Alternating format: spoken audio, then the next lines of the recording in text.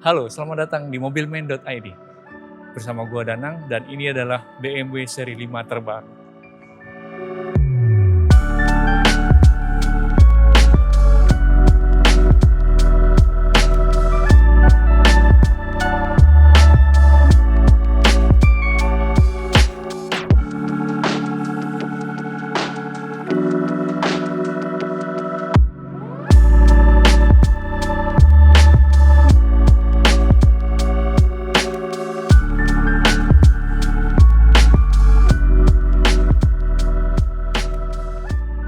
Ya, di sebelah gua ini adalah BMW seri 5 terbaru yang berkode G30.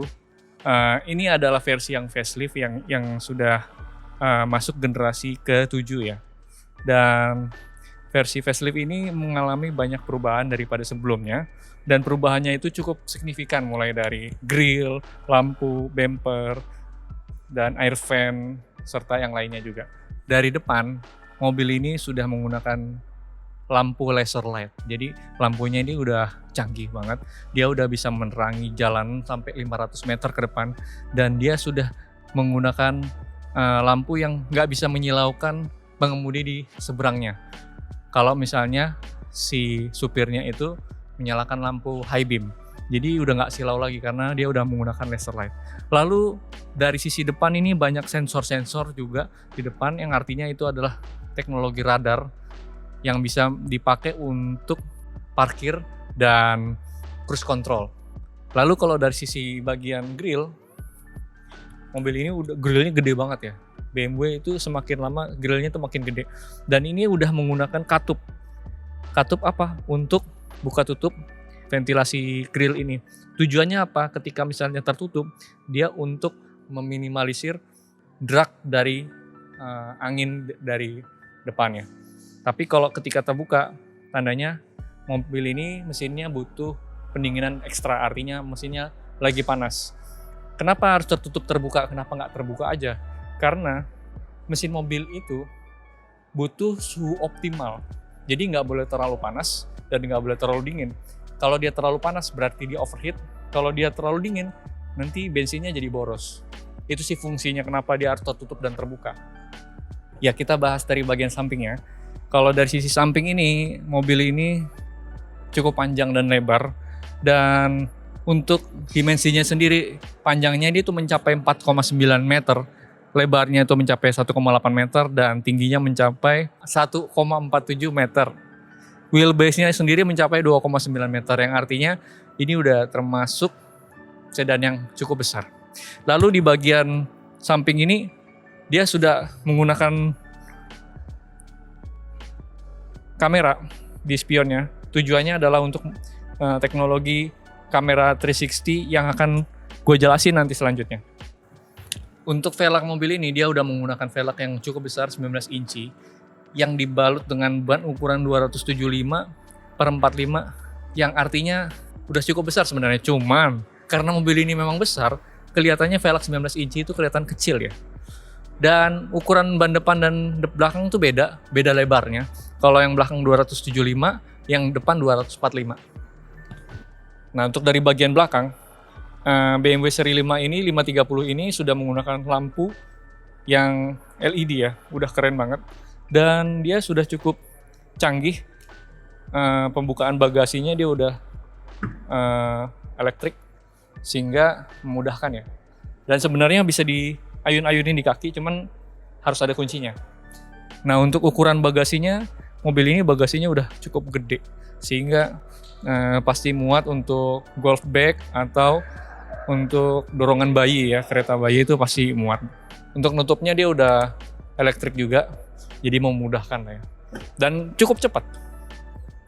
Untuk mesin BMW 530 G30 ini, dia udah menggunakan mesin 2000 cc twin power turbo yang bisa menghasilkan 252 PS dan 350 Nm, yang artinya cukup besar lah untuk mobil sedan yang sekelas ini. Dia udah menggunakan teknologi twin power turbo sehingga cc-nya nggak perlu gede-gede, cukup 2000 cc 4 silinder. Kode mesinnya juga B48 L4, yang artinya L4 itu berarti 4 silinder. Dan seperti ciri khas mobil BMW yang lain, Bagian mesin ini sudah cukup rapih, tertutup cover semua, bahkan udah nggak ada celah lagi, walaupun sebenarnya cc-nya hanya 2000. Tapi sini sih agak bolong nih tuh. Karena memang varian 530 ini menggunakan mesin 2000 cc. Sementara kalau 540 yang nggak masuk di Indonesia, dia menggunakan varian mesin 3000 cc 6 silinder. Ya, kita bahas bagian dalamnya sekarang. Mobil ini nggak banyak berubah dibanding versi yang pre-facelift ya. Cuman ada perbedaan yaitu di layar iDrive ini. Dan ini hitam semua sehingga nggak kelihatan frame-nya. Seolah-olah ini frameless, padahal sebenarnya ada frame. Dan untuk dalam interiornya tuh keren banget. Kalau menurut gua bagus. Ini ada semacam wood panel warna hitam yang doff dan semuanya serba elektrik. Mulai dari lampunya otomatis, terus wipernya otomatis, ininya joystick, segala macamnya. Gue bahas satu-satu. Pertama mulai dari iDrive-nya dulu. Ini iDrive sudah versi yang ke-7, yang artinya udah canggih banget. Dan ini udah luar biasa banget. Tapi sebenarnya iDrive yang terbaru ini lebih simple dibanding sebelumnya. Dia menu-menunya hanya media, communication, navigation, car, dan aplikasi.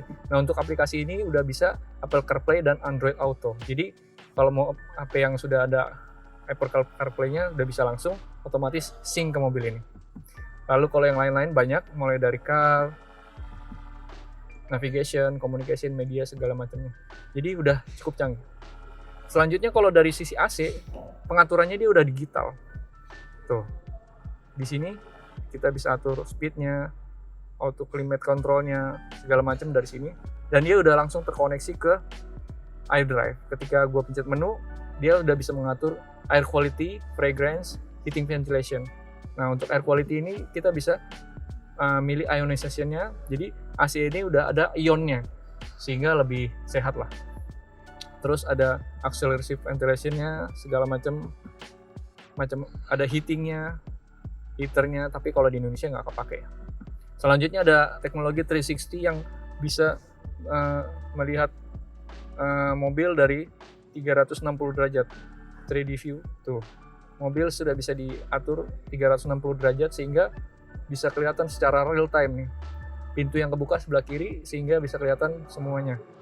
Ini berkat teknologi kamera-kamera yang ada di depan dan di kiri kanan di spion, sehingga kamera 360-nya bagus. Dan kalau menurut gua kamera 360 mobil ini tuh keren banget ya. Animasinya tuh nyata banget, nggak kayak yang lain sih, canggih. Lalu mobil ini Matic-nya sudah menggunakan 8 speed Steptronic yang sudah menggunakan joystick, jadi udah canggih banget.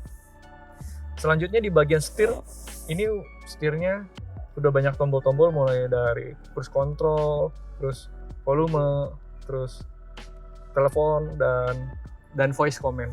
Jadi udah cukup canggih. Dan dia udah ada pedal shift juga.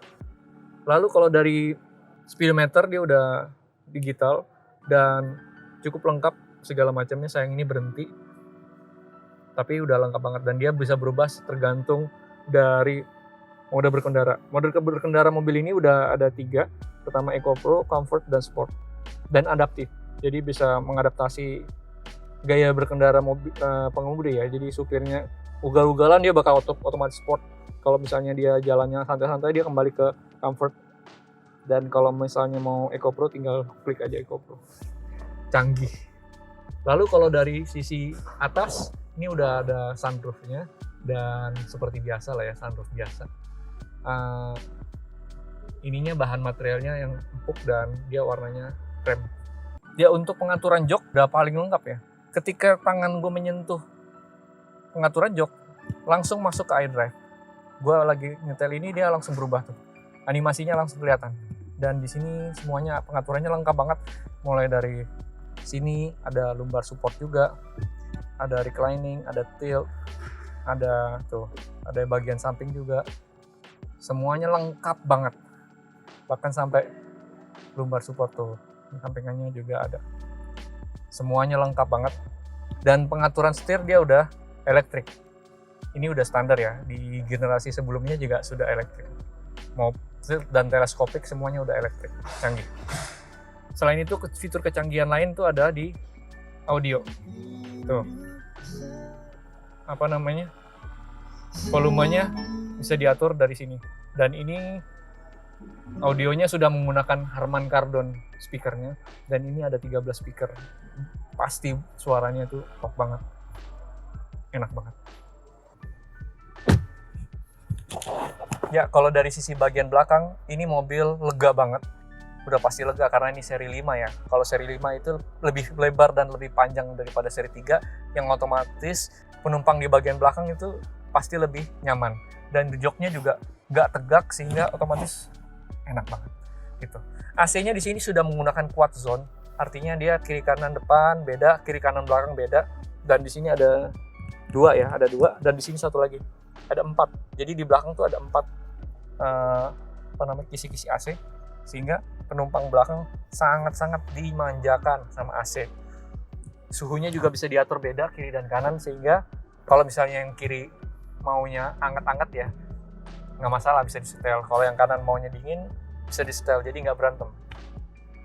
Lalu di belakang nih ada lampunya, dan di sini ada lampu baca dan lampu biasa.